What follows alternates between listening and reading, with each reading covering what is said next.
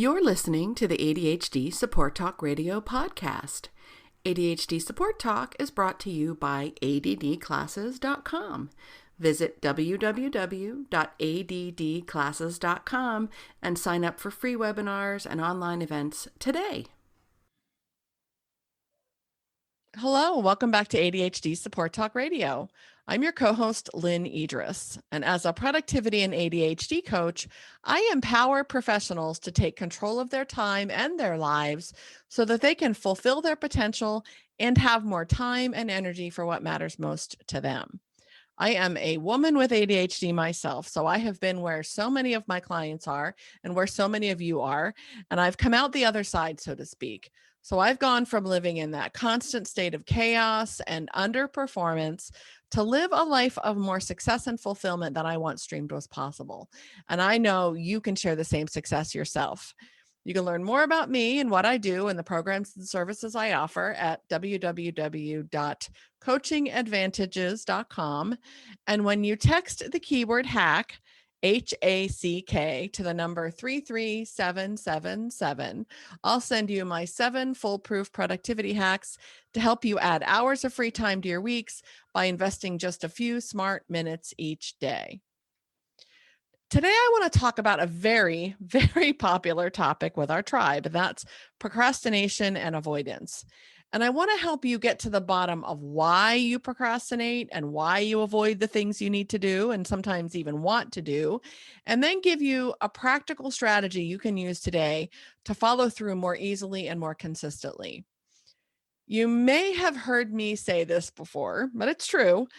The number 2 complaint of people who come to me for help is procrastination and poor follow through. So I've been an ADHD and productivity coach for about 15 years now, a little more than 15 years. And universally, the second most common complaint of people who come to my coaching practice for help, no matter, who they are or where they're from or what walk of life, their number 2 complaint is procrastination and poor follow through. The number 1 complaint is feelings of unmet potential. So no matter where the person is coming from, no matter what they need help with, no matter, what they're dealing with, the number 1 complaint is feeling like they're not living up to their potential. And those two things, procrastination and unmet potential, are very closely connected. Absolutely, maybe directly connected, right? If you are not following through in the way that you intend, you are definitely not living up to your potential, right? It's kind of obvious when I say it that way, but it's definitely true. And this may sound like semantics, but I think it's important to distinguish between the bigger picture poor follow through and procrastination. So to distinguish the bigger picture poor follow through from procrastination and avoidance. So as with anything, right, no matter what the struggle is, no matter what the challenge is, the solution must always fit the problem, right? So to really differentiate between bigger picture poor follow through and procrastination and avoidance specifically is important. We've got to understand the root of our poor follow through and identify the problem that's causing the poor follow through for us to be able to find solutions that actually address the problem for permanent change, right? So I always say the solution has to fit the problem. So the bigger picture challenge of poor follow through can have lots of root causes. And in no particular order, we might struggle to follow through or fail to follow through because of our challenges with memory, right? We forget we've made a commitment, or we don't remember when we need to remember when we can actually do something about it. So memory is a big challenge with ADHD, and it's a big challenge when it comes to follow through, right? Poor working memory, poor retrieval, poor prospective memory. And prospective memory is your ability to remember things in the future when you need them. So, it's like when, my husband would call back in the old days and say, could you pick up, a gallon of milk on the way home from work? Well, that would be wonderful, but it's remembering when I need to remember, when I'm in the car, when I'm close to the store, that was always a challenge for me. In the moment, I wanted to get the milk. It was important to me that I got the milk. I knew we needed the milk. I wanted to follow through on that, but remembering at the time what I needed to remember was always a challenge for me. And that's all related to our executive function challenges when we have ADHD, right? And poor follow through can be caused by lack of systems, tools, and strategies to support those executive function challenges, right? So to support our challenges with memory, to support our ability to organize and coordinate our commitments, right? So your poor, or lack of systems or poor use of systems, tools, and strategies to support your executive function challenges absolutely will cause you to have difficulty with follow through. But poor follow through that results from the behaviors we more typically think of as procrastination are really what I want to talk about today, right? So this can include things like delaying, postponing, or avoiding certain tasks for a variety of reasons, right? So I can always lump avoidance and procrastination together.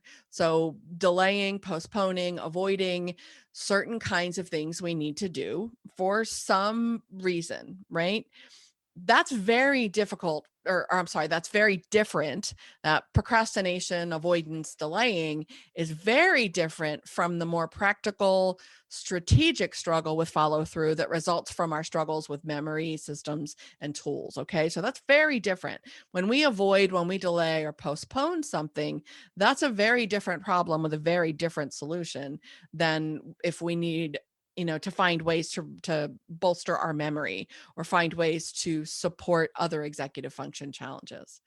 That's a really important thing to pay attention to and to really, differentiate and distinguish. There are lots of reasons we delay, postpone, or avoid certain things we need to do. And sometimes, again, even things we want to do.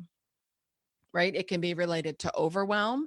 We get overwhelmed by the sheer size or volume or magnitude of something or some things we need to do, and then we have trouble getting started. Or we can be overwhelmed by something because we don't have sufficient clarity. We don't know what we need to do or how we're going to do it, and that can make us feel overwhelmed. Sometimes fear is a part of why we delay, postpone, avoid, or procrastinate. All different kinds of fear can get in the way, right? Fear of failure, fear of success, and so on. And of course, our typical ADHD related struggles with motivation can get in the way, as well as feelings of anxiety and stress and all kinds of other emotions. And those emotions are largely the driving factors in procrastination and avoidance. So again, procrastination and avoidance are emotions and feelings driven. And what's important to realize is that your procrastination or avoidance is a direct reaction to some sort of feeling of discomfort. So I'm going to say that again. Procrastination or avoidance is a direct reaction to your feelings of discomfort. And it actually works, right?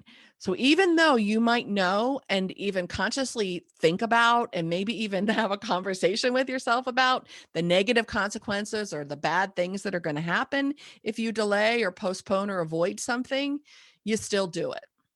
It's like when you tell yourself, I know I'm really getting behind on this report, but let me check my email real quick. Or I'm really jamming myself up or getting myself behind on this project, but I'll start it after I do this other thing. And it's maddening. And guys, I get it, right? I've been there. It's so crazy frustrating to know you need to do something, to know really how to do something, to really want to and intend to do something, or at least to have it done, right? And still not do it. It's crazy frustrating. But here's the deal. Remember, again, procrastination or avoidance. Procrastination is a direct reaction to your feelings of discomfort. And in the moment, it's effective. It works.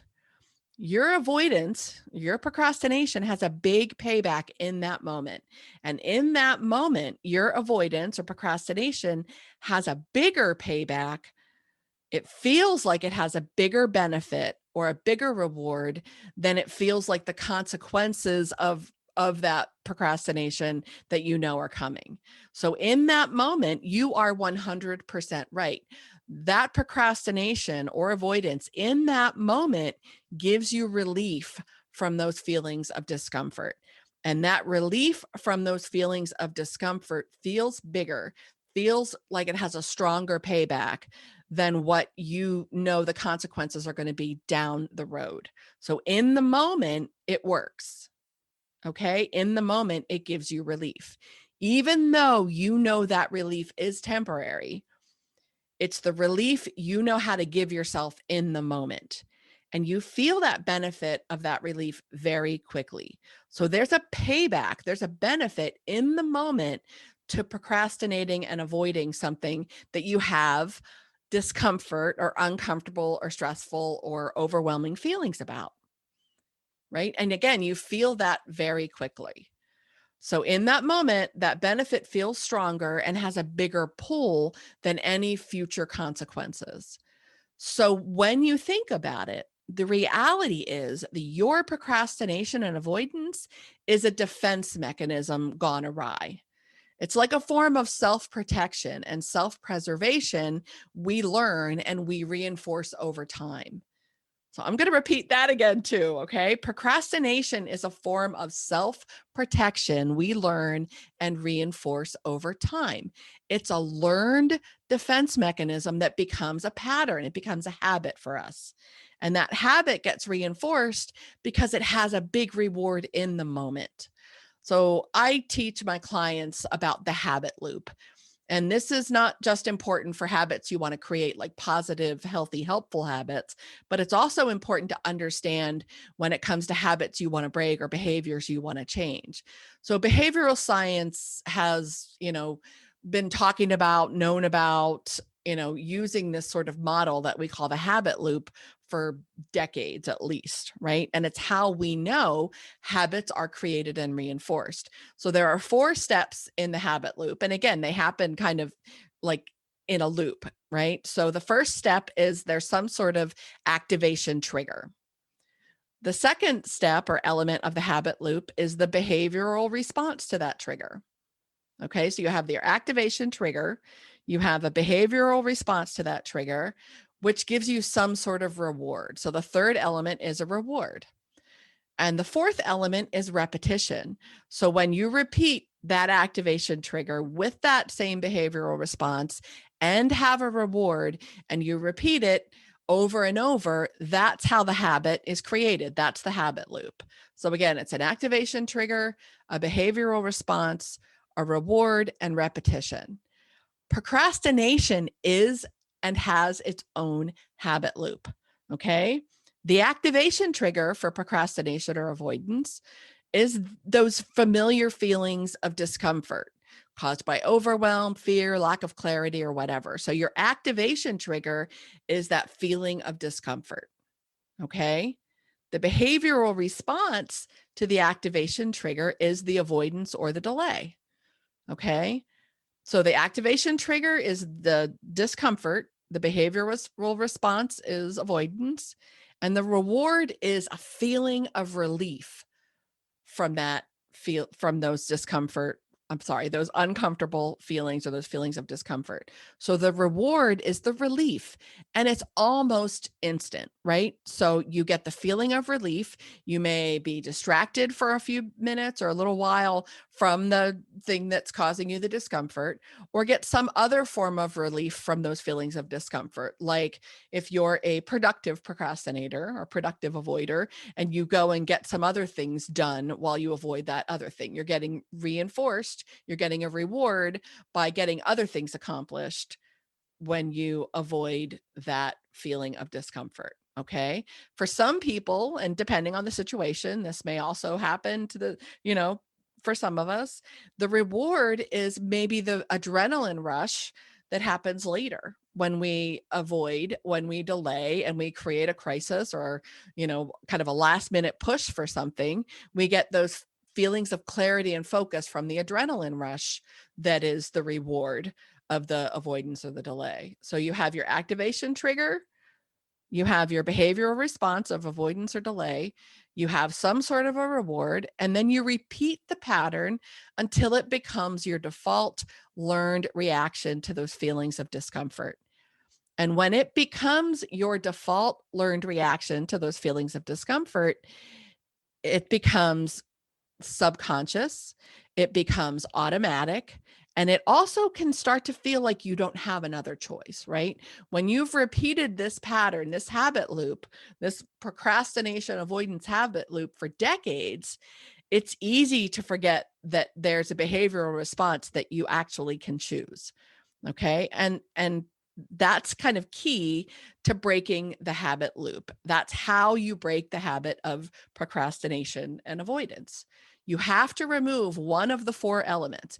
You have to remove the activation trigger, the behavioral response, the reward, or the repetition. And I think when I'm working with clients, I encourage them to focus on changing the behavioral response piece. So when you choose a different behavioral response, when you interrupt that behavioral response, you interrupt, you break the habit loop, and you can start to create a new habit loop that serves you better and actually helps you get the things done you need to get done, and build what I call like a database full of proof that you can actually do stuff that feels hard. Okay, so you start to create a new awareness, you start to create a new pattern, and you start to create new beliefs about yourself, which really is new confidence and new self-efficacy. But it all starts with awareness. So try different things, right? When you notice the feeling of discomfort, whatever your sort of go-to feelings of discomfort are, the overwhelm, the I don't know where to start, or the feelings of dread, or whatever those familiar feelings, comfortable feelings of discomfort are for you, practice a new behavioral response. Try to interrupt that habit loop. So I encourage my clients to take a minute and consciously notice the feeling and give it a name, right? Whatever that feeling of discomfort is, I want you to name it. Sometimes we call that name it to tame it, right? Say it out loud, write it down, or at least think it consciously. I feel overwhelmed about X because I don't know where to start. Or I dread doing Y because it's going to take me forever, or it feels hard, or it feels boring, or I don't have the energy to do it right, or whatever that is. Make it conscious. This conscious sort of recognition, this conscious naming it, forces you to hit your own pause button. It forces you to hit pause on the habit loop and interrupt it. That's when you can think about what your choices are. You can think about your choices for behavioral response that actually corresponds with your values and what you want, right? Rather than that instant relief in the moment. So what's the benefit of the thing that you need to do, the thing that you're overwhelmed, or the thing that you're kind of feeling like you want to avoid or postpone? What's the benefit of it? Why does it matter to you with respect to your values? And when I'm doing this with clients, I give them different like kind of concrete tools and things that they can apply, questions they can ask themselves to break the procrastination habit loop by changing their behavioral response. But no matter what that strategy is, it starts with that conscious acknowledgement and awareness of the feelings of discomfort that started it all. Okay. And you have to start to notice and be aware of those feelings of discomfort so that you can hit your pause button and choose a different behavioral response. So I hope I've given you some ideas. I know we're really touching the tip of the iceberg with this. It's a huge problem for our tribe. So many of my clients struggle with follow through or procrastination in some way. And I hope it's given you a different way to think about procrastination and avoidance if that's something that you struggle with.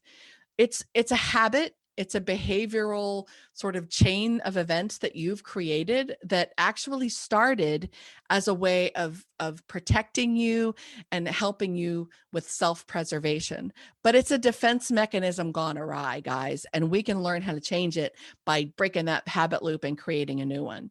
So if you have questions about this, or you want to share thoughts or ideas about this, I hope you'll join us in the ADHD Support Talk community on Facebook. And if you enjoy the podcast and you find it helpful, please consider leaving us a 5-star review on iTunes. The more 5-star reviews we get, the more people can find us easily and get the ADHD support they need. So as always, guys, I really appreciate your attention. I want to thank you for listening. I am Lynne Edris, and I'll catch you next time on ADHD Support Talk.